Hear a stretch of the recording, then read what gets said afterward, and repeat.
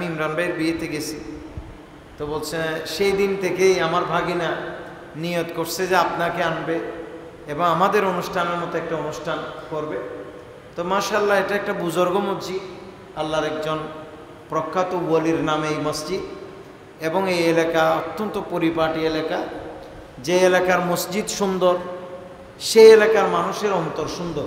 এটা আমার একটা বাস্তব মানে উপলব্ধি থেকে বলতেছি, এটা ফান দিচ্ছি না, আবার এটাই সত্যি। তো আপনারা সেই রকম পরিবেশের সেই রকম মানুষ, মাশাআল্লাহ। আপনাদের এই এলাকার মানুষের অন্তরকে আল্লাহ পাক সুবহানাহু ওয়া তাআলা আরো বেশি প্রশস্ত করে দিন। হাজিরিন, মূলত বিবাহ শাদী এটা আল্লাহ পাক সুবহানাহু ওয়া তাআলার পক্ষ থেকে মানব জাতির বিস্তারের লাভের জন্য অন্যতম একটি মাধ্যম।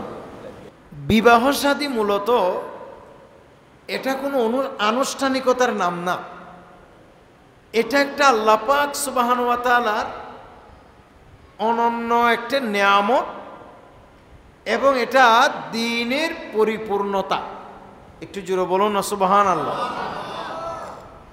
এই জন্য বিবাহটাকে আমরা এখন শুধুমাত্র আনুষ্ঠানিকতায় নিয়ে আসছি। বিবাহের যে বাস্তব উপলব্ধি, সেটা আমরা অধিকাংশ মানুষের হচ্ছে না। বিবাহের যে নিয়ামত, বিবাহ করলে আল্লাহ পাক সুবহানাহু ওয়া তাআলা যেই বারাকা নসিব করেন, সেটা আমরা অধিকাংশ মানুষের নিয়তে গরমিল থাকবার কারণে, আমাদের অন্তর পরিশুদ্ধ না হবার কারণে অধিকাংশ ক্ষেত্রে আমরা সেটা পাই না। কথা বলেন ঠিক কিনা? আমরা সেটা অধিকাংশ ক্ষেত্রে পাই। আমি কোরআনুল কারীমের সূরা আন-নূরে 32 নম্বর আয়াতে কারিমা থেকে একটি অংশ বিশেষ তিলাওয়াত করলাম। আল্লাহ তাআলা এই আয়াতে কি বলছেন দেখেন বিয়ে সম্পর্কে। আল্লাহ বলেন, আউযু বিল্লাহি মিনাশ শাইতানির রাজীম।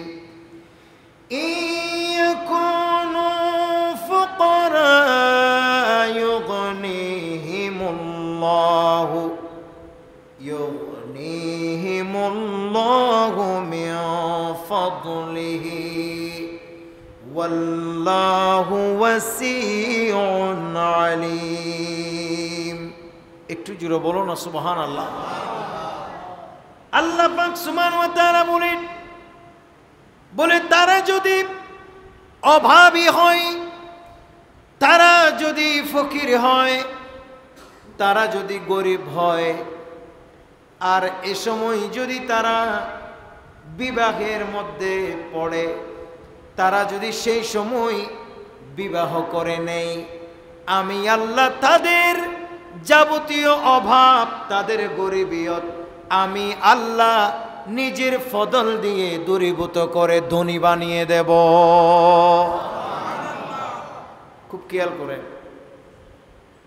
আল্লাহ বলেন তারা যদি গরিব হয়, বল না, তারা যদি কি হয়? গরিব হয়। তারা যদি ফকির হয়, গরিব হোক আর ফকির হোক, অভাবী হোক, যেই ব্যক্তি বিবাহ করবে, বলে না, যেই ব্যক্তি কি করবে? বিবাহ করবে, ওই ব্যক্তির অভাব আমি আল্লাহ দূরীভূত করে দেব, এবং আমি আল্লাহ তাদেরকে আমার নিজস্ব ভান্ডার থেকে ফদল দান করে আমি আল্লাহ তাদেরকে নিয়ামত দিয়ে আমি তাদের গরিবিয়ত দূরীভূত করে তাদেরকে আমি ধনী বানাই দেব। জোরে বলেন সুবহানাল্লাহ। বলেন এই বাণী কার? জোরে বলেন না কার? খুব খেয়াল করেন। এরপর আল্লাহ তাআলা বলেন ওয়াল্লাহু ওয়াসিউন আলী, আর নিশ্চয়ই আল্লাহ পাক সুবহানাহু ওয়া তাআলা হলেন মহান প্রাচুর্যময় এবং তিনি হলেন মহাজ্ঞানী। একটু জোরে বলুন না সুবহানাল্লাহ। এখন আল্লাহ বলতেছে, বলে কেউ যদি গরিবী অবস্থায় বিয়ে করে, বলেন না, গরিবী অবস্থায় কি করে? বিয়ে করে, তাহলে আমি আল্লাহ তাদেরকে ধনী বানাই দেব। একটু জোরে বলবে না সুবহানাল্লাহ? গরিবী অবস্থায় বিয়ে করলে আল্লাহ কি বানাই দেবে? ধনী বানাই দেবে। এখন আমাদের কোরআনের আয়াতের সাথে আমাদের মন মানসিকতার কোনো মিল আছে? নাই। আমরা মনে করি ধনী হলেই তারপরে বিয়ে করব। ইসলাম বলতেছে গরিব হলে আগে বিয়ে করবে, তারপরে আমি আল্লাহ তাকে ধনী বানাই দেব। একটু জোরে বলেন না সুবহানাল্লাহ? দেখেন, ইসলামের সাথে আমাদের চিন্তা ভাবনা, ইসলামের সাথে আমাদের ধ্যান ধারণা, ইসলামের সাথে আমাদের চিন্তা কল্পনা কমপ্লিট ব্যতিক্রম। ইসলাম বলে গরিব অবস্থায় বিয়ে করো, আমি তোমাদের গরিবী দূরীভূত করে দেব। ইসলাম বলে তোমরা ফকির অবস্থায় বিয়ে করো, আমি আল্লাহ বিয়ের কারণে আমি আল্লাহ তোমাদের ফকিরি দূরীভূত করে আমি আল্লাহ তোমাদেরকে ধনী বানাই দেব। একটু জোরে বলো না সুবহানাল্লাহ? আল্লাহর ওয়াদা কি? আল্লাহ তাআলা বলেন কি আর আমরা বলি কি?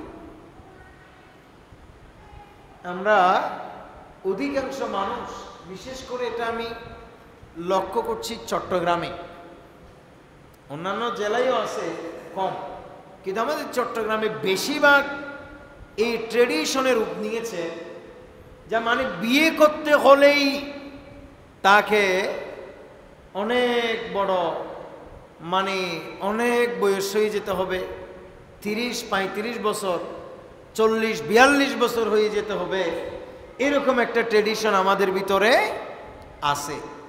বলেন না ঠিক নেবে? ঠিক, আমাদের ভিতরে আছে। আর মানুষ যখন 30 পার হয়ে যায় তখন সেটা আর যুবক থাকে না, তখন সেটা আর কি থাকে না? যুবক থাকে না। হাদিসে পাকের ভাষ্য অনুযায়ী যেটা বোঝা যাচ্ছে, আমার নবী যে যুবকদেরকে বিয়ে করতে বলেছেন সেটার এক ব্যাখ্যায় দেখলাম রাসূল করিম সাল্লাল্লাহু তাআলা আলাইহি ওয়াসাল্লাম ইয়া আইয়ুহাস শাবাব বলে যে ডাক দিয়েছেন, ইয়া মাশারাস শাবাব বলে যে ডাক দিয়েছেন, এই যে হে যুবকেরা বলে ডাক দিয়েছেন, এখানে 30 বছর 35 বছরের মানুষদেরকে বলা হয় নাই, এখানে 40-45 বছরের মানুষদেরকে বলা হয় নাই। কারণ 30 যখন অতিক্রম হয়ে যায় তখন সেটাকে আরবিতে কুহুল বলে, আর বাংলাতে সেটাকে পৌরবয়সী বলে। আর 40 যখন পার হয়ে যায় সেটাকে তখন আস্তে আস্তে বৃদ্ধ, মানে 45 পার হয়ে গেলে তাকে বার্ধক্যের মধ্যে গণনা করা হয়, 40 পার হয়ে গেলে তাকে বার্ধক্যের মধ্যে গণনা করা হয়। তার মানে রাসূল করিম সাল্লাল্লাহু তাআলা আলাইহি ওয়াসাল্লাম ইয়া মাশারাস শাবাব বলে যে বিয়ে করার জন্য যে যুবকদেরকে ডাক দিয়েছেন, সে ডাকটা 12 বছরের পর থেকে শুরু করে 25 বছরের আগ পর্যন্ত বলেছেন মুহাদ্দিসিনে কেরাম। একটু জোরে বলুন সুবহানাল্লাহ। তার মানে এখন আমরা অধিকাংশ মানুষ এই শুধু মানে ইনকাম নাই, ছেলের ইনকাম নাই, ছেলে কি খাওয়াবে, ছেলে বেকার, এই বাহানা দিতে দিতে অধিকাংশ জায়গায় বয়স একেবারে 35-40-এর কোটা ধরে, যেটাকে হাদিসে পাকের পরিভাষায় পৌরবয়সী বলা হয়েছে। তো এটা তো আর যুবক থাকছে না। এই জন্য আপনি সাহাবায়ে কেরামের জীবনী পড়েন, এমন কোন সাহাবী খুব সহজে আপনি পাবেন না, ইল্লা মাশাআল্লাহ, এটা আমার গবেষণায় আসেনি, থাকলেও থাকতে পারে সঙ্গত কারণে, কোন সাহাবীর জীবনে এমন পাই নাই আমি 30 বছরে বিয়ে করেছি। বরঞ্চ সাহাবায়ে কেরাম বিয়ে করেছেন 12 বছরে, 13 বছরে, 14 বছরে, 15 বছরে। হযরত আলী রাদিয়াল্লাহু তাআলা বিবাহ করেছেন 16 বছর বয়সে। এমনিভাবে দেখবেন 17 বছর বয়সে, 18, 19, 20, 21 বছর বয়সে। একটু জোরে বলুন না সুবহানাল্লাহ। খুদ রাসূল করিম সাল্লাল্লাহু তাআলা আলাইহি ওয়াসাল্লাম যে শাদী মুবারক করেছেন, সর্বসাকুল্যে যেই বয়সটি বেশিরভাগ মানুষ জানে, যদি 18 বর্ণনা আছে, 17 বর্ণনা আছে, বেশিরভাগ একেবারে সর্বোচ্চ যেই বয়সের কথা আছে সেটা হচ্ছে আমার নবীর বয়স তখন ছিল 25 বছর। একটু জোরে বলুন না সুবহানাল্লাহ। তার মানে বিবাহ, এই যে আমরা কেন দেরি করতেছি, তার মানে বিয়েটা আমরা ইবাদতের জায়গায় রাখি নেই। বলেন না, বিয়েটা আমরা ইবাদতের জায়গায় রাখি নেই, এটা আমরা জাস্ট একটা আনুষ্ঠানিকতায় নিয়ে ফেলেছি। একটু জোরে বলো না নাউজুবিল্লাহ। কিন্তু এটা নিছক কোনো আনুষ্ঠানিকতার নাম নয়, এটা একটা ইবাদতের নাম। প্রিয় ভাইয়েরা আমার, নবী করিম সাল্লাল্লাহু তাআলা আলাইহি ওয়াসাল্লামের অসংখ্য অগণিত হাদিসে পাক দ্বারা প্রমাণিত, আল্লাহর প্রিয় নবী উপযুক্ত বয়সী, বিবাহের উপযুক্ত বয়স্ক সন্তানদেরকে বিবাহ করিয়ে দেওয়ার জন্যে আমার নবী বারবার বিভিন্নভাবে তাকিদ দিয়েছেন। ইমামে বাইহাকি শুআবুল ঈমানে হাদিস নোট করছেন, আমার নবী বলেন, মান উলিদা লাহু ওয়ালাদুন ফালইউহসিন ইসমুহু, বলে তোমাদের কোনো সন্তান হলে তোমরা একটি সুন্দর নাম রাখবা, সুন্দর নাম রাখবা। ওয়া আদ্দাবাহু, এবং তোমরা তোমাদের ছেলে মেয়েদেরকে আদবের শিক্ষা দিবা, আদব কায়দার শিক্ষা দিবা। ফাইযা বালাগা ফালইয়াযাওবিজ, আর যখন কোনো সন্তান উপনীত বয়সে পৌঁছে যায়, যখন বালেগ হয়ে যায়, যখন বিবাহের উপযুক্ত হয়, তোমরা তাদেরকে বিবাহের ব্যবস্থা করে দিবা। সন্তান যদি বিবাহের উপযুক্ত হলে আমার নবী বলেছেন তোমরা তাদেরকে বিবাহ করিয়ে দাও। এরপর আরো কথা আছে, আপনারা বলবেন হুজুর বিয়ে করবো আর কি, ছেলে এখনো বেকার। হুজুর বিয়ে করাবো আর কি, ছেলে এখনো বেকার। হুজুর বিয়ে করাবো আর কি, তার মামাতো ভাই একটা এখনো বিয়ে করে নাই। হুজুর বিয়ে করাবো আর কি, তার ফুফাতো ভাই একটা তার 8 বছরের বড়, সে এখনো বিয়ে করে নাই। এগুলির কথা হাদিসে নেই। পৃথিবীতে কোনো কেউ হাদিস দেখাইতে পারবে না এরকম যে হাদিসে আছে বড় ভাইয়ের আগে মেজু ভাই বিয়ে করতে পারে না, মেজু ভাইয়ের আগে ছোট ভাই বিয়ে করতে পারে না। দেখে আমার নবী বলেন, ফাইন বালাগা ওয়ালাম ইউজাউযিজহু, যখন কোনো ছেলে বিবাহের উপযুক্ত বয়সে পৌঁছে যায়, ফা আসাবা ইসমান, তাকে বিবাহ করায় না, যার কারণে সে গুনাহের মধ্যে নিমজ্জিত হয়। কিসে নিমজ্জিত হয়? গুনাহে।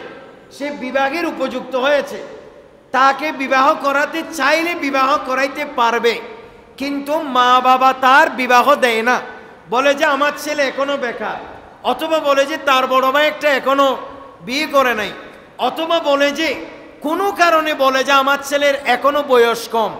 এই জাতীয় কথা বলে বলে সন্তানকে যদি বিবাহ না করায়, আমার নবী বলেন এমত অবস্থায় ওই ছেলে যদি গুনার মধ্যে নিমজ্জিত হয়, ওই ছেলে মেয়ে যদি কিসের মধ্যে নিমজ্জিত হয়?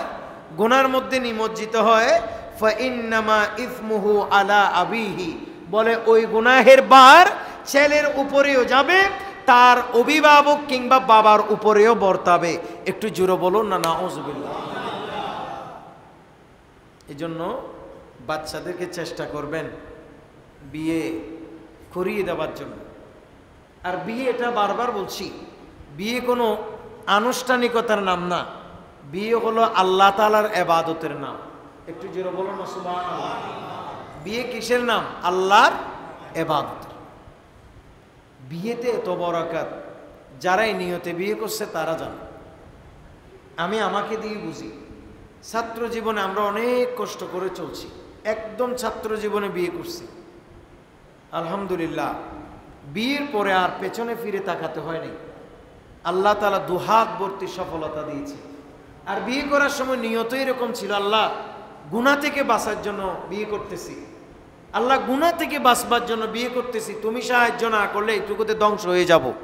দেখতেছি আল্লাহ তাআলার সাহায্য, আল্লাহর দয়া এমনভাবে আসছে, এটা আর কেউ ঠেকিয়ে রাখতে পারে নাই।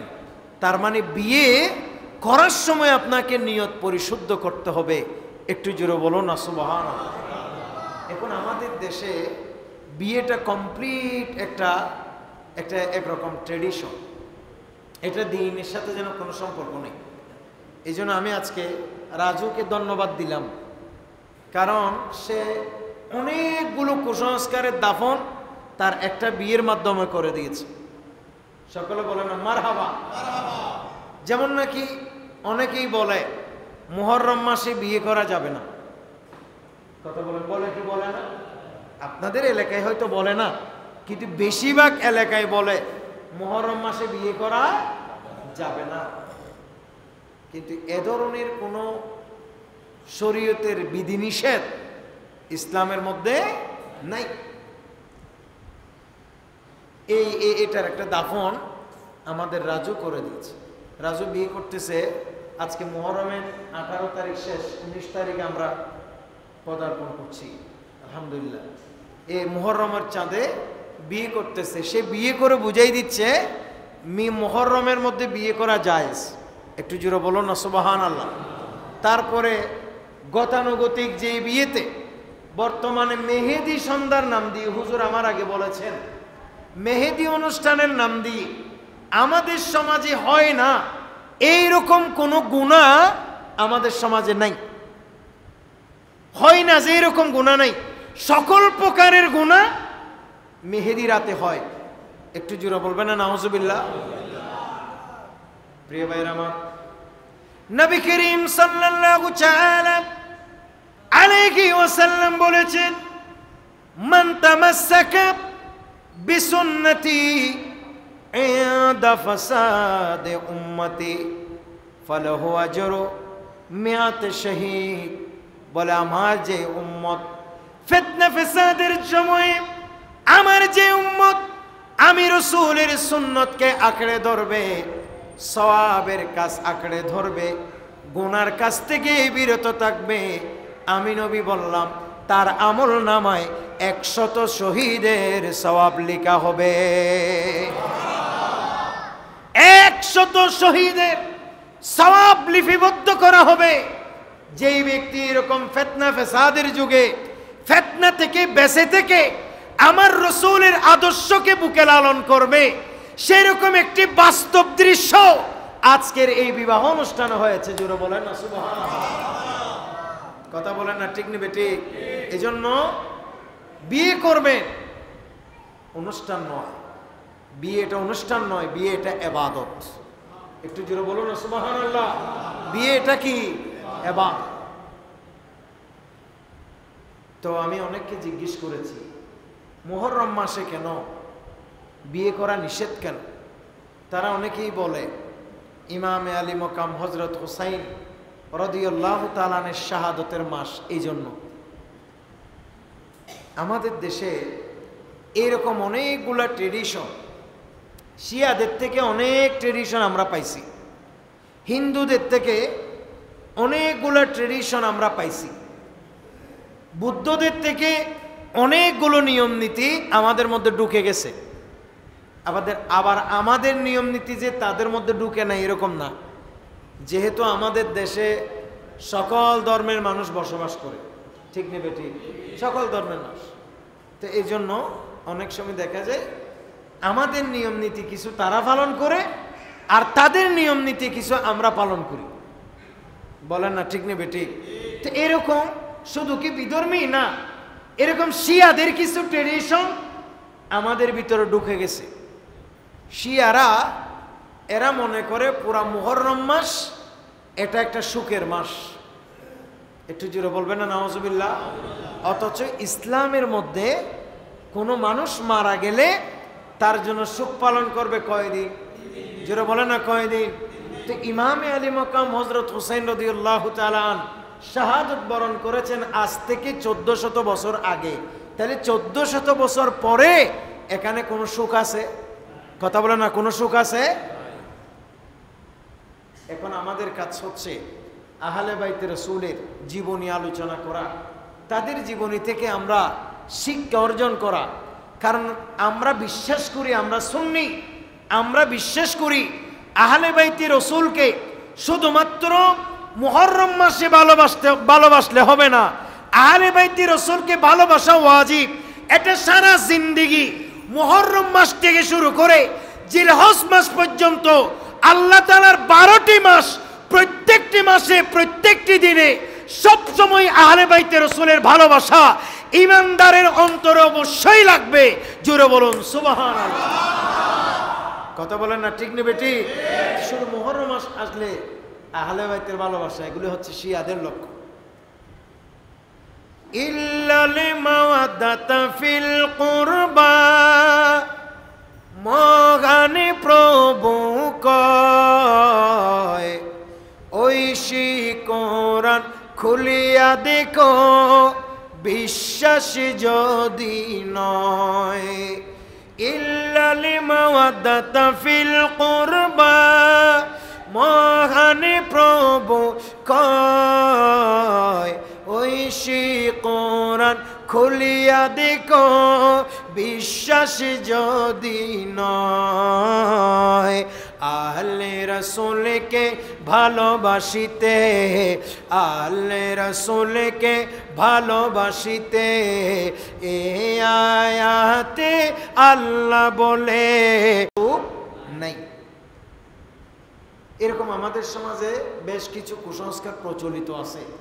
এখানের ভিতর আরেকটা কি, কোনো মানুষ মারা গেলে 40 দিন পর্যন্ত নাকি স্ত্রীর সাথে থাকা যাবে না। একটু জোরে বলো না নাউজুবিল্লাহ। এগুলো আমাদের সমাজে এরকম কথা আছে।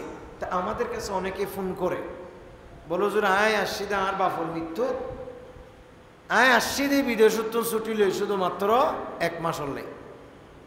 এখন বুড়া বুড়ি যে কঠিন ফতুয়া লাগাই দিয়ে সদায় এখন তো আয় বলে আর বোর্ড ডাগো যেতে ন, এবং এলাকার মাঝে ইল্লাখুদম মানুষ আছে দে ফারা দে কোনো জানি আয় চাই থেকে নাউজুবিল্লাহ নহ আছে তো বাস্তব এলাকায় এরকম কিছু মানুষ আছে যে পাহারা দিচ্ছে, এগুলো পালন করতেছে কিনা। কিন্তু আমি আশ্চর্য, নামাজ ফরজ করেছেন কে? জোরে বলেন না কে? নামাজ পড়ে কিনা? কোনো মাই ছেলেকে পাহারা দেয় না। রমজানের রোজা ফরজ করেছেন কে? রমজানুল মুবারকের রোজা রাখছে কিনা? কোনো বাবা ছেলেকে পাহারা দেয় না। কিন্তু সমাজের প্রচলিত এই জাতীয় অসংখ্য কুসংস্কার আছে, যে কুসংস্কারগুলো পালন করতেছে কিনা এগুলো শয়তান সহ তার সাথে মিলে এরকম কিছু মানুষ আছে শুধু এগুলা পালন করে কিনা সেটা পাহারা দিতে। কথা বলেন ঠিক কিনা? এরকমের মধ্যে এটা একটা। কোনো মানুষ মারা গেলে 40 দিন পর্যন্ত বিবির সাথে দেখা সাক্ষাৎ করা যাবে না। আজকে মনে রাখবেন, আমি জানি আপনারা উলামায়ে কেরামের জবান থেকে এগুলো শুনেছেন, তবুও প্রসঙ্গ আসছে হিসাবে বলে রাখা ভালো। মনে রাখবেন, কোনো মানুষ যদি মারা যায় শোক পালন করবে কয়দিন? 3 দিন। এরপরে আর কোনো শোক পালন নাই। তার মানে 40 দিনের ভিতরে দেখা করা যাবে, সাক্ষাৎ করা যাবে, সব কিছু করা যাবে। আল্লাহ তাআলা এগুলো বৈধ করেছেন, হালাল করেছেন, আর গ্রামের মানুষেরা মিলে এগুলাকে হারাম বানায় দিয়েছে। একটু জোরে বলো না নাউজুবিল্লাহ। আর এই মানুষের সাথে মাত্র 1 মাস হলেই অনেক মানুষ আমাদেরকে দুঃখের কথা বলে ফোন করে, বলো জোর পারতেছি না, যোগ দেবো রুমো যাইমি বেরমিকে চাইতে হতো না ওদের ওদের ইন্ডিয়া আয় যাইব টাইমে গিয়ে ফ্লাইট ফুরে গিয়ে এত তারিখ। একটু জোরে বলেন না নাউজুবিল্লাহ। খবরদার এগুলো করবেন না, এগুলো আলেমদের থেকে আগে জিজ্ঞেস করবেন এটা করা যাবে কিনা। সেই বুখারীতে একটা হাদিস আছে, আপনারা কি বিরক্ত হচ্ছেন? কি নাম বললাম? বুখারী। বুখারী শরীফের একটা হাদিস আছে, হযরতে আবু তালহা রাদিয়াল্লাহু তাআলা নামক একজন সাহাবী, তিনার এক ছেলে অসুস্থ। কথা বলেন, এক ছেলে অসুস্থ। প্রিয় ভাইরা আমার, হযরতে আবু তালহা রাদিয়াল্লাহু তাআলা ছেলেকে অসুস্থ অবস্থায় রেখে তিনি তিনার কাজে চলে গেলেন। এদিকে দিনের বেলায় ছেলে অসুস্থতা বেড়ে গেছে। এক পর্যায়ে ছোট্ট এই ছেলেটা ইন্তেকাল করেছেন। ইন্না লিল্লাহি ওয়া ইন্না ইলাইহি রাজিউন। একটু জোরে বলুন না সুবহানাল্লাহ। প্রিয় ভাইয়েরা আমার, হযরত আবু তালহা রাদিয়াল্লাহু তাআলা নিজের কাজে চলে গেলেন। এদিকে মায়ের কোলে ছোট্ট শিশুটি ইন্তেকাল হয়ে গেলেন। হে আমার ভাইয়েরা, আপনারা ভালো মতো জানেন, ছেলের জন্য বাবার চেয়ে সবসময় দিলটা বেশি জ্বলে মায়ের। বলেন না ঠিক নেবে ঠিক? সবসময় বেশি অন্তর কাঁদে কার? মা। মাছি বাবা যে ছেলেকে ভালোবাসে না, বিষয়টা এরকম নয়, কিন্তু তুলনামূলকভাবে বাবার চেয়ে মায়ের দরদ সব থেকে বেশি। বলেন না, বাবার চেয়ে মায়ের দরদ বেশি। প্রিয় ভাইয়ের আমার, হযরত আবু তালহার ওই স্ত্রী নিজের ছেলেটা মৃত্যুর পরে তার লাশটাকে একটি রুমের ভিতর ঢুকিয়ে রাখলেন। আর এদিকে স্বামী আসার টাইম হয়েছে, কিন্তু একজন আদর্শবান স্ত্রী কাকে বলে একটু লক্ষ্য করেন। এদিকে আবু তালহা গড়ে আসার টাইম হয়েছে। হযরতে আবু তালহা গড়ে আসার আগে আগে স্ত্রী একেবারে সব কিছু ফ্রেশনেস করে মুখটুক ধুয়ে, কান্নার কোনো মুখের মধ্যে কান্নার কোনো চাপটাপ নাই, একেবারে স্বাভাবিক হয়ে স্বামীর জন্য অপেক্ষা করতেছে। এদিকে স্বামী আসার সাথে সাথে হাসি মুখে ঘরের দরজা খুলে দিয়েছে।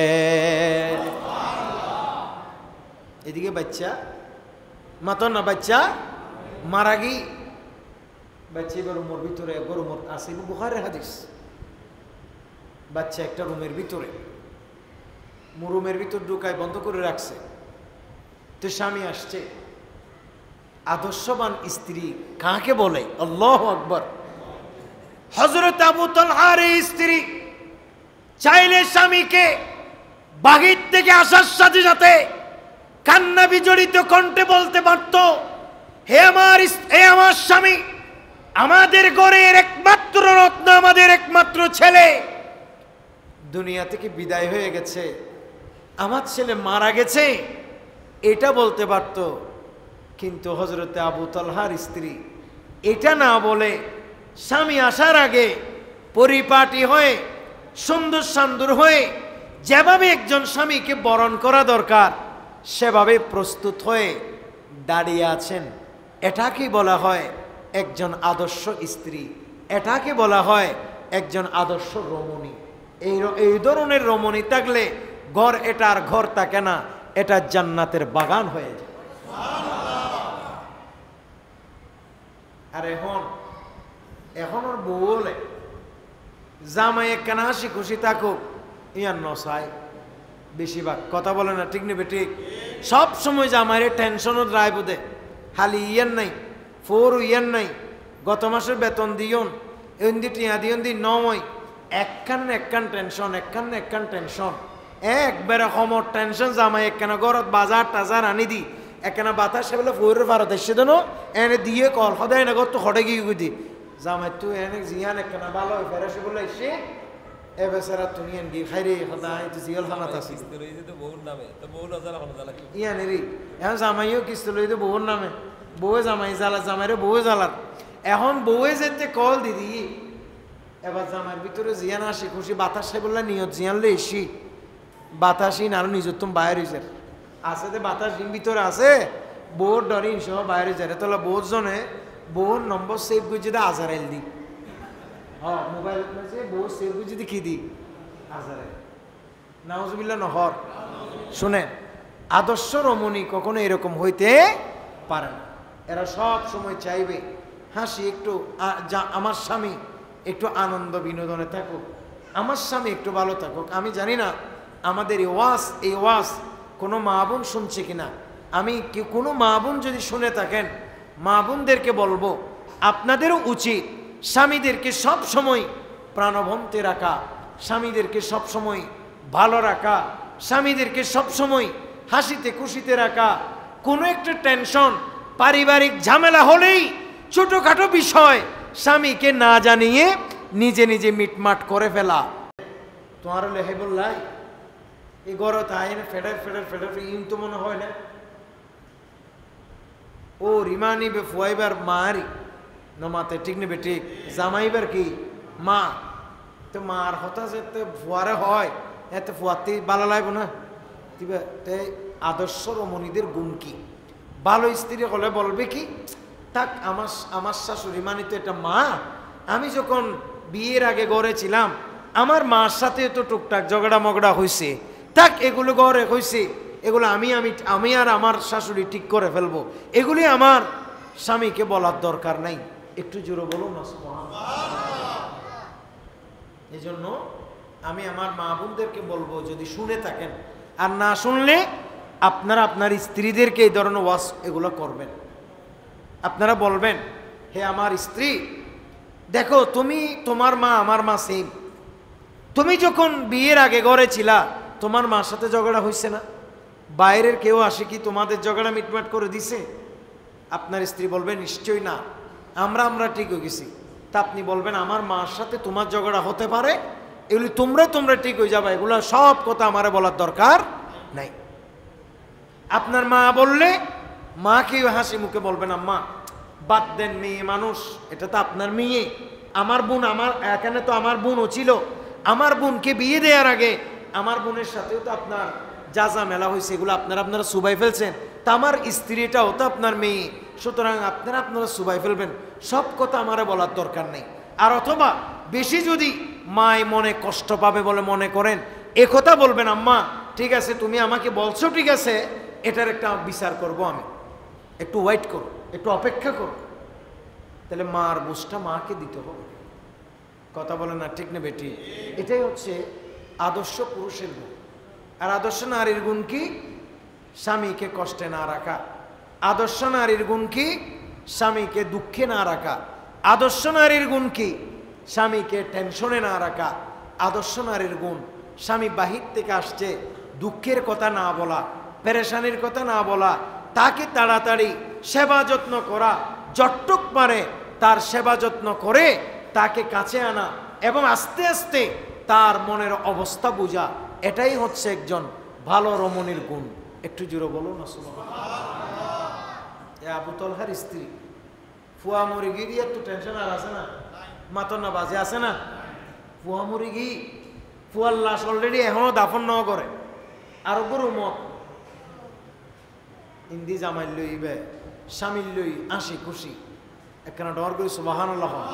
হায় হায় প্রিয় ভাইয়ের আমার, হযরত আবু তালহা নিজের স্ত্রীর সাথে সাক্ষাৎ করলেন, এমনকি নিজের স্ত্রীর সাথে অন্তরঙ্গ হয়ে গেলেন।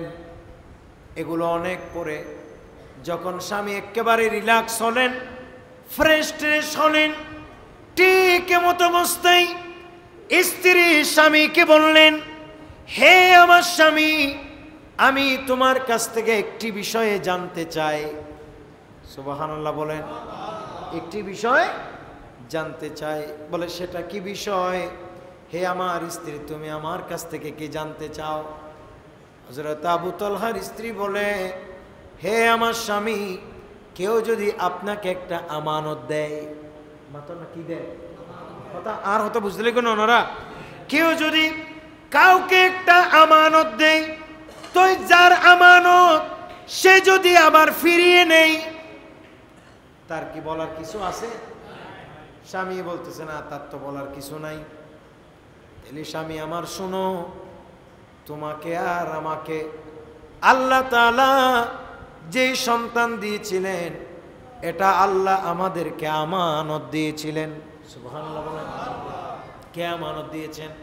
আল্লাহ আমানত দিয়েছেন।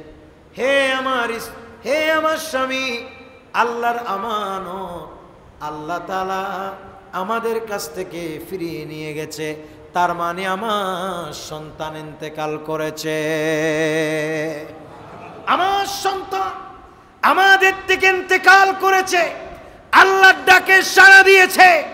এই কথা বলার সাথে সাথে হযরত আবু তালহা বিস্মিত হয়ে গেলেন। আর কোন রকমের কথা বলার মতো এরকম পরিস্থিতিতে স্ত্রী আর রাখে নাই। সুবহানাল্লাহ বলেন না। যেহেতু আমানত দিয়েছিলেন কে, এটি স্ত্রী আগে মশলা জিজ্ঞেস করছে, বলে যার আমানত সে যদি নিয়ে যায় আমাদের কি কোনো আপত্তি আছে? বলে না, কোনো আপত্তি নাই। বলে আল্লাহ আমাদেরকে সন্তান দিয়েছিলেন, এটা আল্লাহ আমাদের আমানত দিয়েছিলেন, তো আল্লাহর আমানত আল্লাহ নিয়ে গেছে। এই কথা বলার সাথে সাথে হযরত আবু তালহা বড় বিস্মিত হলেন, হাউমাউ করে কেঁদে দিলেন, আবেগে আপ্লুত হলেন। সন্তানের লাশটা দেখলেন, দাফন কাফন করলেন। সকালবেলা স্ত্রী এবং স্বামী দুজনেই আল্লাহর হাবিবের দরবারে চলে গেলেন। দুজনেই গিয়ে নিজের দুজনেই গিয়ে রাসূলুল্লাহ সাল্লাল্লাহু তাআলা আলাইহি ওয়াসাল্লামের সামনে দাঁড়াইলেন আর বললেন, ইয়া রাসূলুল্লাহ, ইয়া হাবিবাল্লাহ, নবী আপনার কাছে আসলাম। আমাদেরকে আল্লাহ তাআলা একজন সন্তান দিয়েছিলেন। সুবহানাল্লাহ বলেন। কি দিয়েছিলেন? কি দিয়েছিলেন? সন্তান। বলে ওই সন্তান কাল মারা গেছে, কিন্তু আমার স্ত্রী আমাকে এই কথা বলে নাই। ইত্য বছরে আমি আমার স্ত্রীর সাথে মিলিত হয়েছিলাম। ইয়া রাসূলুল্লাহ, এতে করে আমাদের কোনো গুনাহ হয়েছে কিনা, এতে করে আমাদের কোনো গুনাহ হয়েছে কিনা, পাপ হয়েছে কিনা, আপনি রাসূল আমাদেরকে এই মাসালার সমাধান দেন। আল্লাহর নবী বললেন, আল্লাহর প্রিয় রাসূল সাল্লাল্লাহু তাআলা আলাইহি ওয়াসাল্লাম হাত তুলে বললেন, আল্লাহুম্মা বারিক লানা, বলে আল্লাহ পাক সুবহানাহু ওয়া তাআলা তোমাদের এবং আমাদের সকলের মাঝে বরকত দান করো। তার মানে আল্লাহ তোমরা যা করেছো সেখানে কোনো ভুল করো নাই। তোমরা যা করেছো তোমরা ভালোই করেছো। আল্লাহ সেখানের ভিতর বারাকা দান করুক, সেখানের ভিতরে আল্লাহ বরকত দান করবেন। আমার নবী এই দোয়া করেছেন। ফলে হযরতে আবু তালহা থেকে পরের কিছুদিন পর আবার আরেকজন সন্তান হয়েছে। সেই সন্তানের নাম আমার নবী নিজেই রেখেছিলেন আব্দুল্লাহ। একটু জোরে বলুন না সুবহানাল্লাহ। এখান থেকে মাসালা প্রমাণিত হয়, কেউ যে মরে গেলে 40 দিন পর্যন্ত স্ত্রীর কাছে যাইতে পারবে না, এই জাতীয় কথার সাথে ইসলামের কোনো সম্পর্ক, কথা বলে না, কোনো সম্পর্ক নাই। অবাধি দুনিয়ার যত কুসংস্কার, সব থেকে বেশি কুসংস্কার হচ্ছে আমাদের চট্টগ্রামে। কথা বলেন, আমাদের চট্টগ্রাম। কারণ চট্টগ্রামে বেশি বিধর্মী, এগুলো হচ্ছে আর্যদের দেশ, এগুলি বিধর্মীদের রাজ্য ছিল এক সময়। আল্লাহর আউলিয়া ইকরামরা অনেক কষ্ট করে দিন ধর্ম প্রচার করে আজ মানুষেরা দলে দলে ইসলামের সুশীতল ছায়াতলে আশ্রয় গ্রহণ করেছে আল্লাহর আউলিয়া ইকরামের বদান্যতায়। তো বেশিরভাগ তো মানুষ নৌ মুসলিম, বেশিরভাগ মানুষ বিধর্মীদের সাথে গাঁটাপিটা করার কারণে ওই বিধর্মীদের অনেক আদর্শ নীতি নৈতিকতাকে মুসলমানের আদর্শ নীতি নৈতিকতা বানিয়ে ফেলেছে। কথা বলেন ঠিক না? এই জন্য আর আমি দেখলাম যে যত কুসংস্কার আছে বেশিরভাগ কুসংস্কার বিবাহ কেন্দ্রিক আর হচ্ছে মৃত্যু কেন্দ্রিক। বেশিরভাগ কুসংস্কার অবাসী মানুষ মূল্যে বোঝা যায় যে হতাহীন কুসংস্কার এলাকাতে আছে। আর বাপ যেতে মারা গেল, আয় দেখি দেখ, আয় উজুর ওনার বড় মানুষরে মানান্য ফারির আমা হতন দুয়াই এদিন নাই কুল দেখ হতন যাইনে একজনে যাইনে গড়ালে পানি কলসি এক কলসি পানি বুয়াই দের, হতন যাইনে খেড়া দের, ওমা মা এক অবস্থা। আবার 4 দিন আয় দিলাম দে গড়র যা আছে পুরো নীতি যাঁড়া পুরো যা আছে একবারে ঠ্যাং মুসনি ফাফুসি ব্যাগকিন বাইর করে ফেলাই। অবাজ্যা খুদে আমাদের কি সমস্যা হদিন ব্যাগ কিন্তু ফেলাম পড়ব হয়তো আরো তুলে গিয়া দো স্ক্রু ড্রাইভার দো আরো কি আছে হয়তো কিল্লা হয়তো ফ্যান নুনো খুলি দি উনো দি ফেলো, উনো তো ঘরের ভিতরে আছে বা মারা যেতেন। এগুলো ইসলামের সাথে এগুলোর কোনো সম্পর্ক, কথা বলে না, কোনো সম্পর্ক নাই। আশ্চর্য ব্যাপার প্রিয় ভাইরা আমার, আল্লাহ পাক সুবহানাহু ওয়া তাআলা কুরআনুল কারীমে বলেছেন, আউযু বিল্লাহি মিনাশ শাইতানির রাজিম। কুল, আমার আল্লাহ বলেন, কুল ইন কুনতুম তুহিব্বুনাল্লাহ ফাত্তাবিউনি ইউহিব্বুকুমুল্লাহ ওয়া ইয়াগফির লাকুম যুনুবাকুম ওয়াল্লাহু গফুরুর রহিম। একটু জোরে বলুন না সুবহানাল্লাহ।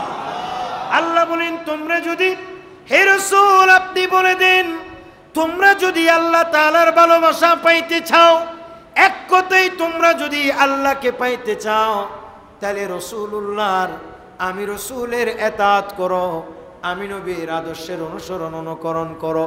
যদি তোমরা আমি নবীর সুন্নতের অনুসরণ অনুকরণ করো, আল্লাহ পাক সুবহানাহু ওয়া তাআলা তোমাদেরকে ভালোবাসবে, তোমাদের জীবনের গুনাহ মাফ করে দেবে। আল্লাহ হলেন ক্ষমাশীল, দয়ালু। সুবহানাল্লাহ বলে। তার মানে বোঝা যায় আল্লাহকে পাইতে হলে রাসূলুল্লাহর অনুসরণ করতে হবে। কথা বলেন না, ঠিক নেবে ঠিক? তো যেগুলো রাসূল কারীম ইসলাম করেন নাই সেগুলি আপনি করবেন, আমি করব, সেরকম কোনো কথা হইতে পারে না। রাসূল নামের রশি ধরে যেতে হবে খোদার ঘরে, নদী তরঙ্গে যে পড়েছে ভাই, নদী তরঙ্গে যে পড়েছে ভাই, দরিয়াতে সে আপনি মিশে, হযরতকে ভালোবেসে আল্লাহকে যে পাইতে চায়, হযরতকে ভালোবেসে আরশ কুরসি লৌহ কলম না চাহিতে পেয়েছে সে। সালাতুন ইয়া রাসূলুল্লাহ, সালামুন ইয়া হাবিবাল্লাহ। এবার সকলে বলেন না মারহাবা। তাহলে জীবনের সব সফলতা আমার রাসূলের সুন্নত পালনে। কথা বলে না, ঠিক নেবে ঠিক? এছাড়া যা আছে আল্লাহর নবীর সুন্নাহ ব্যতীত, সাহাবায়ে কেরামের আদর্শ ব্যতীত, উলামায়ে দ্বীন তথা আল্লাহর ওলি গৌস কুতুব আবদালের প্রদর্শিত রাস্তা ব্যতীত এছাড়া যা আছে এগুলি সব আমাদের মন গড়া। এই মন গড়া রাস্তা দিয়ে কিয়ামত পর্যন্ত গেলেও আল্লাহকে পাওয়া কখনো সম্ভব হবে না। তাই আমি আপনাদেরকে অত্যন্ত বিনয়ের সাথে বলি, বিবাহ কেন্দ্রিক আমাদের সমাজে এরকম আরো অসংখ্য কুসংস্কার আছে। সেখানের ভিতর আর একটা হচ্ছে, কেউ মারা গেলে নাকি 40 দিনের ভিতর বিয়ে করতে হবে। কথা বলেন না, ঠিক নেবে ঠিক? এখানে আছে না, আপনাদের এদিকে আছে? কেউ কেউ বলে, কেউ যেই ঘরে কেউ মারা যায় সেই ঘরে বিয়ের উপযুক্ত কেউ থাকলে সে করলে 40 দিনের ভিতর করতে হবে, আর নয়তো 1 বছরেও তার কপালে বোঝ উঠবে না। একটু জোরে বলেন না নাউজুবিল্লাহ। আল্লাহর কসম, এগুলির সাথে দ্বীনের কোনো সম্পর্ক, কথা বলেন, এই জাতীয় কথার সাথে দ্বীনের কোনো সম্পর্ক নাই। হ্যাঁ, এগুলির পালন করছে মানুষ। অথচ আল্লাহ তাআলা বলেন, ইন্নাস সালাত কানাত আলাল মুমিনিনা কিতাবাম মাওকুতা, নিশ্চয়ই আমি আল্লাহ মুমিনদের উপরে ওয়াক্ত মোতাবেক নামাজ ফরজ করে দিয়েছি। জোরে বলেন না সুবহানাল্লাহ। নামাজ আমাদেরকে ফরজ করেছেন কে?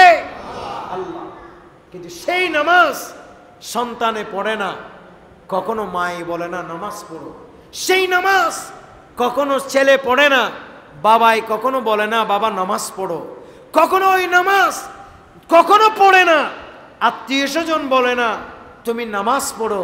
কিন্তু বড় আশ্চর্যের ব্যাপার, এই জাতীয় কুসংস্কার এগুলি যখন না পালন করে, তখন এলাকা কখনো কখনো কখনো বুড়া বুড়িরা এসে বলে এটা কেন অমান্য করছো, কখনো কখনো মা এসে বলে এটা কেন অমান্য করছো, আবার কখনো কখনো বাবা এসে বলে এটা যুগ যুগ ধরে হয়ে আসছে, তুমি না মানি কোনো উপায় নাই, তোমাকে মানতে হবে।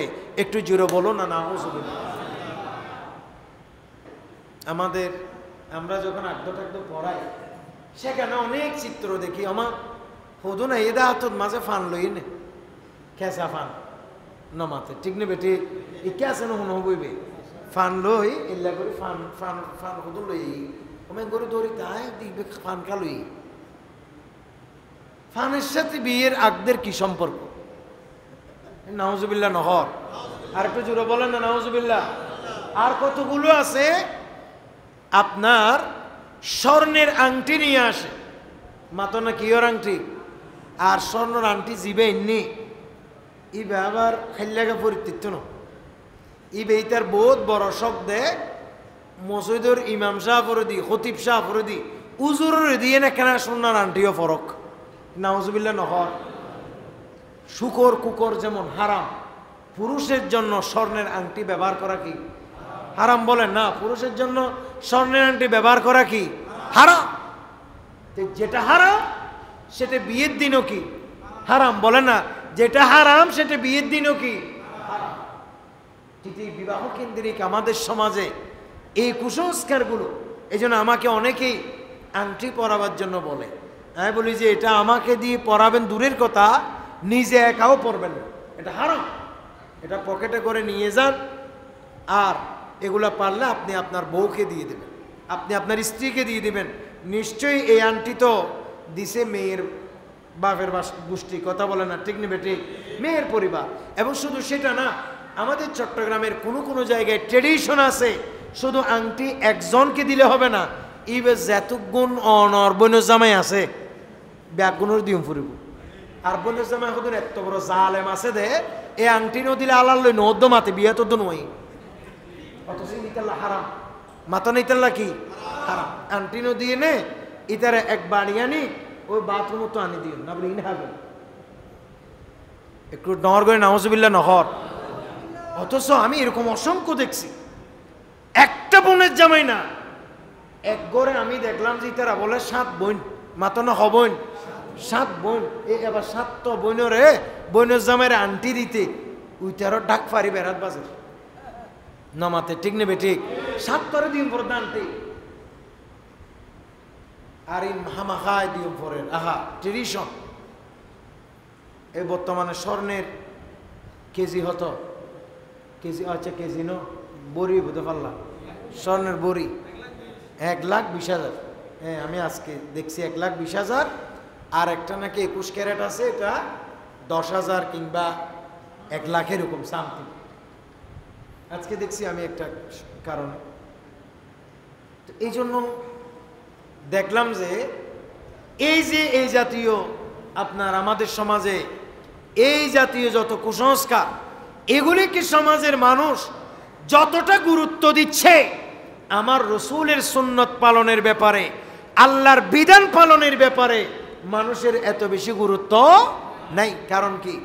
কারণ হচ্ছে এই সমস্ত কুসংস্কার পালন করার সময় শয়তান তাকে সহযোগিতা করে। নামাতে ঠিক নেবে ঠিক, শয়তানে কি করে? সহযোগিতা করে।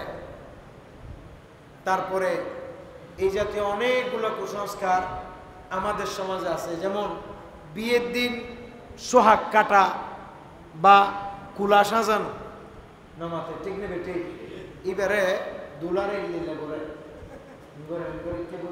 করে নমাতে ঠিক নেবে ঠিক, ইকে কি হয় দে হ্যাঁ লাগা দিন নতো আগে তো গায়ে ইবে সোহাগ খাড়া, ইবে খন হাড়া, ইবে সোহাগ খাড়ার মানই না বুঝিলাম না, ই খনে নাম দিয়ে হব।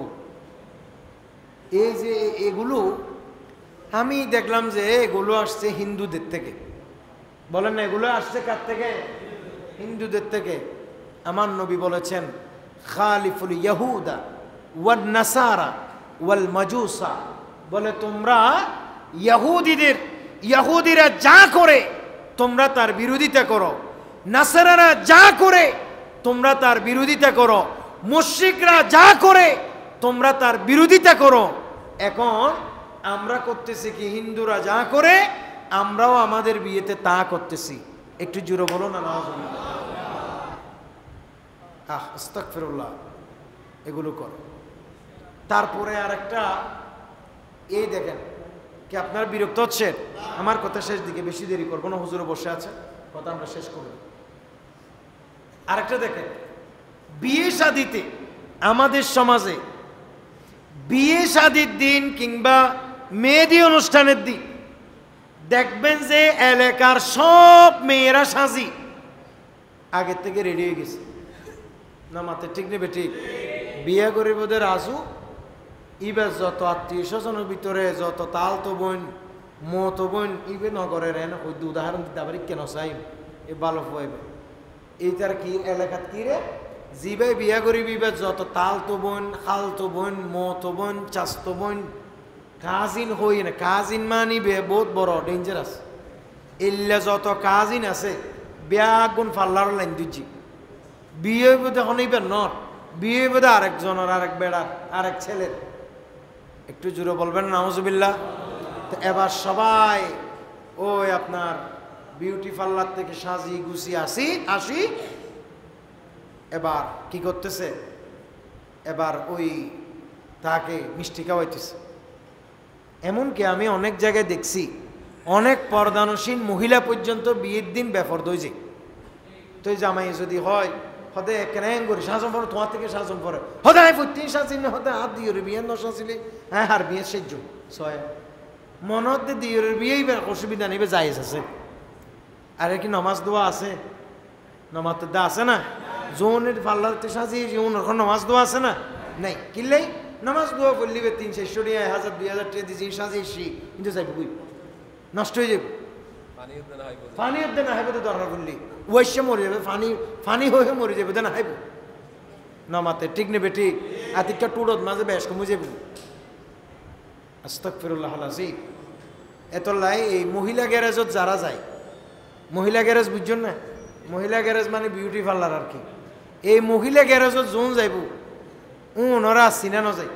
তেতলে এক দারোয়ান বলে দীর্ঘদিন বলে এক পার্লারত দরজার দারোয়ানি করের, তো ইবা বলে হদ দে সদায় 20 বছর যাবত এই বিউটি পার্লারত দরজার দারোয়ানি করির হদে জিবা ঢুকি আর বাইরেতে ন দেই, জিবা ঢুকি আর বাইরেতে এই সমস্ত সাজগুজ করা এগুলো ইসলামের মধ্যে জায়েজ নাই। আর এমনিতেও সাজগুজ জামাইয়ের জন্য, স্বামীকে দেখানোর জন্য ঘরে সাজা পোড়া জায়েজ, কিন্তু যেটা জায়েজ এটা কি সাজানি আছে না? জামাইয়ের সামনে তাইলে গেলে সাজেন না, শাড়ি পরিবতে জিয়াম ফাড়ে গিয়ে গইয়ান 3 পিস জিবা পরিবি বলতে ওই জিবে একবারে মরিয়ে নো উড়ি গিয়ে জিবে সুন্দর আসিবে তো জামাইয়ের সামনে ফুটতো না, এবার মার্কেটত গিলে বেড়াইতে গিলে মানুষও দেখাই বলে পরিবতে, আর জিবের টিয়া দেখি নেই এবার জীবন না দেখাইব না, মাতে ঠিক নেবে ঠিক। কিন্তু চরম বাস্তবতা। এই জন্য আমি আপনাদেরকে বলবো আমাদেরকে দ্বীনমুখী হতে হবে। রাসূল কারীম সাল্লাল্লাহু তাআলা আলাইহি ওয়াসাল্লামের আদর্শ অনুযায়ী চলার জন্য আমাদেরকে প্রচন্ড প্রচেষ্টা চালাইতে হবে। এজন্য নবী করিম সাল্লাল্লাহু তাআলা আলাইহি ওয়াসাল্লাম বলেছে, তোমরা শাদী করার সময়, তোমরা কোন নারীকে বিয়ে করার সময় 4টে জিনিস দেখবে, সেখানের মধ্যে সবথেকে যেটা তোমরা গুরুত্ব দিবা সেটা হচ্ছে তার দিনদারি, তার দ্বীনিয়ত। একটু জোরে বলুন না সুবহানাল্লাহ। তার দ্বীনকে তোমরা গুরুত্ব দিবা, 4টে জিনিস তোমরা দেখবা, গুরুত্ব দিবা দ্বীনকে, তার বংশ দেখবা, তার সৌন্দর্য দেখবা, তার টাকা পয়সা দেখবা, তার দিনদারি আছে কিনা দেখবা, কিন্তু সব থেকে বেশি গুরুত্ব দিবা দ্বীনকে। একটু জোরে বলো না সুবহানাল্লাহ। আগের যুগে মা বোন, আগের যুগে আমরা নিজেরা দেখছি, আমরা নিজেরা শুনছি, ইন্টারভিউ নিত বিয়ে মেয়ে দেখতে গেলে বলে নামাজ দোয়া পড়তে জানে কিনা, কোরআন শরীফ তেলাওয়াত করতে জানে কিনা, কথা বলে না ঠিক নেবে ঠিক। এ আমাদের চাচাজান যারা আছে দেখবেন যে এখানে অনেক মানুষের আপনার মোহরানা আছে 3000, 2000, 5000, 10,000, 20,000, কথা বলে না ঠিক নেবে ঠিক। কিন্তু এদের সংসারে কোনো ঝামেলা নেই, কিন্তু এই যুগে 1 কোটি টাকা পর্যন্ত বিয়ে হচ্ছে, মোহরানা ধরতেছে, কিন্তু বিয়ে টিকতেছে না। দান্দাবাজি বেড়ে গেছে। হুজুর একটা ঘটনা অলরেডি বলছে, এটা বাস্তব ঘটনা। এই জন্য মনে রাখবেন, আল্লাহর দ্বীনকে আমাদেরকে সব থেকে বেশি গুরুত্ব দিতে হবে। আল্লাহ যেন আমাদেরকে গুরুত্ব দেবার তৌফিক দান করেন।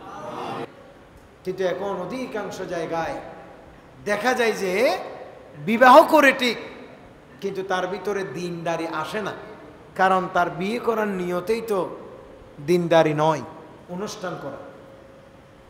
একটু জোরে বলো না নাউজুবিল্লাহ। এজন্য প্রত্যেক কিছুতে একটা আল্লাহর উপরে ভরসা, তাওয়াক্কুল এটা রাখতে হবে। আর বিশেষ করে আপনাদেরকে বলবো, যারা বিশেষ করে মেয়েদের বাপ, মেয়ে বিয়ে দিছেন অথবা দিবেন, দিয়ে ফেলছেন তো দিয়ে ফেলছেন, যারা দিবেন ভরসা করতে হবে কার উপর? জোরে বলেন না, কার? কখনো মোহরানার উপরে ভরসা করে মেয়েকে বিয়ে দিবেন। বিয়ে করতে হবে, বিয়ে দিতে হবে কার উপর ভরসা করে? আল্লাহ। কারণ যেই সংসার টিকবে, আপনি মনে রাখবেন, সেই সংসার 10,000 টাকা মোহরানা হলেও টিকে যাবে। আর যেই সংসার টিকবে না, সেই সংসার 1 কোটি টাকা হলেও টিকবে না। বর্তমান যুগে যে ডিভোর্সের সংখ্যা বাড়ছে, এটা একটা কিয়ামতের আলামত। বলেন, এটা একটা কিসের আলামত? কিয়ামত। আর আমিও চিন্তা করলাম, ডিভোর্স কেন বাড়ছে? ডিভোর্সের বাড়ার যত কারণ আছে, সেখানের ভিতরে উল্লেখযোগ্য কারণ হচ্ছে, যেদিন থেকে নারীরা স্বাবলম্বী হয়েছে, সেদিন থেকে ডিভোর্সের সংখ্যা বাড়ছে। কথা বলে না, ঠিক নেবে? ঠিক। কারণ নারী যখন স্বাবলম্বী, সে বলে যে এত টোডল জামার দরকার নেই, বাদ দোয়ায় না হেত্তারিস না মাথায়, ঠিক নেবে? ঠিক। এই জন্য চেষ্টা করবেন যে দিনকে গুরুত্ব দিতে। আর যেই নারীর ভিতরে দিন থাকবে, আল্লাহ এবং রসুলের ডর থাকবে, ভয় থাকবে, সেই নারী কখনো এইসব বিষয়ে এ ধরনের কথা বলতে পারবেন। পাশাপাশি যারা বিয়ে করবেন, বিশেষ করে রাজু থেকে শুরু করে যারা বিয়ে করছেন, আপনাদেরকে সব শেষ দিকে এসে কিছু ওসিয়ত করতে চায়। সেখানের ভিতরে একটি ওসিয়ত হচ্ছে, বিয়ে করা মানে এটা অনেক বড় একটা কষ্টের কাজ। কীরকম কষ্ট? মানে এটা কষ্ট, মানে এরকম কষ্ট, আপনি মার কাছেও অনেক সময় কালার হয়ে যাবেন, আবার মাকে ভালোবাসতে গিয়ে অনেক সময় বউয়ের কাছেও কি হয়ে যাবেন? কালার হয়ে যাবে। মা এবং বউ দুইজনকে টিকিয়ে রাখা, সমানভাবে চালানো, এটা অনেক কষ্ট হয় বিয়ের পর। এই জায়গায় এসে অনেক বড় বড় কাবিল মানুষের অ্যাক্সিডেন্ট করে। কথা বলে না, ঠিক নেবে? ঠিক। অনেক বড়, আমি দেখছি এটা। অনেক চালাক চতুর মানুষ মানুষকে বুদ্ধি দেয়, জ্ঞান দেয়, পরামর্শ দেয়, কিন্তু নিজে এই জায়গায় অ্যাক্সিডেন্ট করছে। কি করছে? বউয়ের কথা ধরে মাকে নির্যাতন করতেছে, অথবা মায়ের কথা ধরে বউকে নির্যাতন করতেছে। কথা কি বুঝতে পারছেন? মনে রাখবেন, মা মার হক পাবে আপনি ছেলে হিসাবে, স্ত্রী স্ত্রীর হক পাবে আপনি স্বামী হিসেবে। কথা বলেন, ঠিক নেবে? ঠিক। কাজেই মাকে কষ্ট দিতে গিয়ে, মাকে ভালোবাসতে গিয়ে স্ত্রীকে কোনোভাবে কষ্ট দেওয়ার সুযোগ ইসলামে নাই। ঠিক স্ত্রীকে সুখে রাখতে গিয়ে, হক আদায় করতে গিয়ে মাকে কষ্ট দেওয়ার অধিকারও ইসলামে নাই। এখন আপনারা বলতে পারেন, তাহলে যে মা এবং বউ দুইটাকে কিভাবে আমি ভালো রাখি, দুইটার মন কিভাবে জয় করব?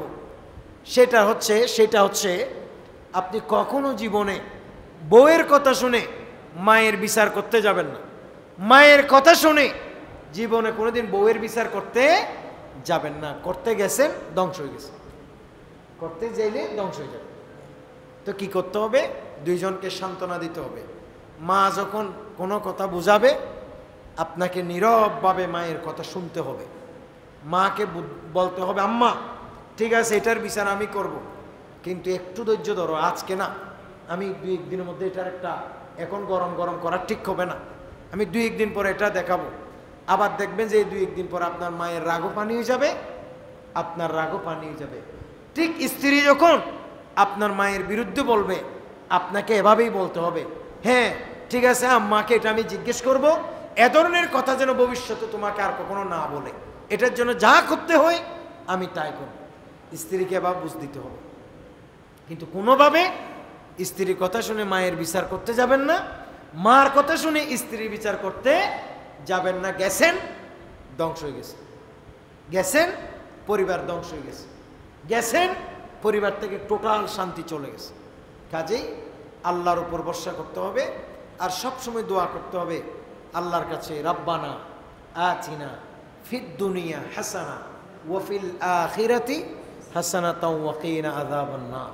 সব সময় আল্লাহ পাক সুবহানাহু ওয়া তাআলার দরবার দোয়া করতে হবে। আল্লাহ পাক রব্বুল আলামিন দেখবেন এটার একটা সুরাহা, এটার একটা সমাধান মহান রব্বে করিম আল্লাহ তাআলা দান করবেন। আল্লাহ আমাদেরকে কবুল করুন। আর একটু জোরে বলেন আমিন।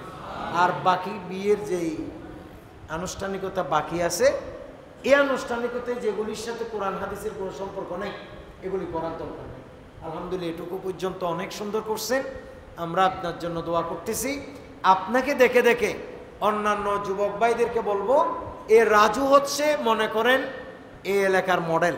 ইনশাআল্লাহ ভবিষ্যতে আপনারাও বিয়ে করলে হুজুর আল্লামা নুরুল কাদের আল কাদেরী মাদ্দাসিলুল আলী হুজুরের কাছ থেকে পরামর্শ নেবেন, খতিব সাহেব হুজুরের কাছে এসে পরামর্শ নেবেন, হুজুর আমি বিয়ে করতে চাই, কি করতে পারি, কোন আলেমকে আমি দাওয়াত করতে পারি, আমি কিভাবে আমার বিয়েটা ইসলামিকভাবে সাজাইতে পারি, এভাবে আলেম থেকে পরামর্শ নেবেন।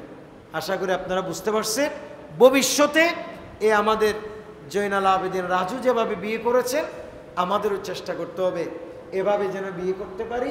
কারণ আমরা যদি এই ফিতনা ফেসাদের যুগে আমরা যদি রাসূল করিম সাল্লাল্লাহু আলাইহি ওয়াসাল্লামের একটু আদর্শ আমরা যদি বুকে লালন করতে পারি, তাহলে আমাদের আমলনামায় 100 শহীদের সওয়াব উঠে যাবে। জুড়ে বলুন সুবহানাল্লাহ।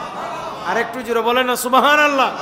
কাজেই আমি বলবো এই কঠিন পরিস্থিতিতে আপনাদেরকে অবশ্যই এটা চ্যালেঞ্জ ধরে রাখতে হবে।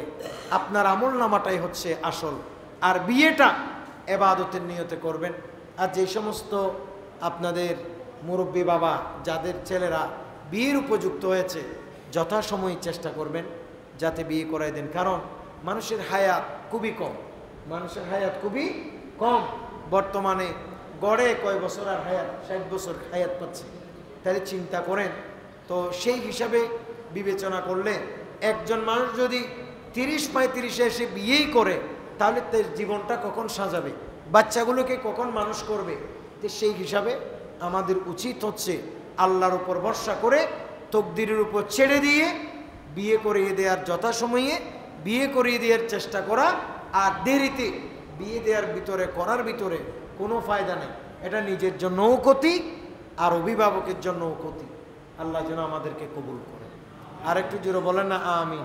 আর বিবাহ কেন্দ্রিক যত কুসংস্কার আছে ইনশাল্লাহ এই এলাকায় আশা করি সেগুলি আর হবে না। আর পান নেয়া, সুন নেয়া, আর বিয়ের দিন 7 পুকুরের পানি দিয়ে গোসল করে, এদিকে আছে অনেকেই করে, এগুলির সাথে ইসলামের কোনো সম্পর্ক নাই। চেষ্টা করবে। আবার অনেকেই সোনারুয়ার পানি দিয়ে গোসল করা, ইয়াগ্য বাইরে দুধ দিয়ে গোসল করা, না মাতে ঠিক নেবে ঠিক।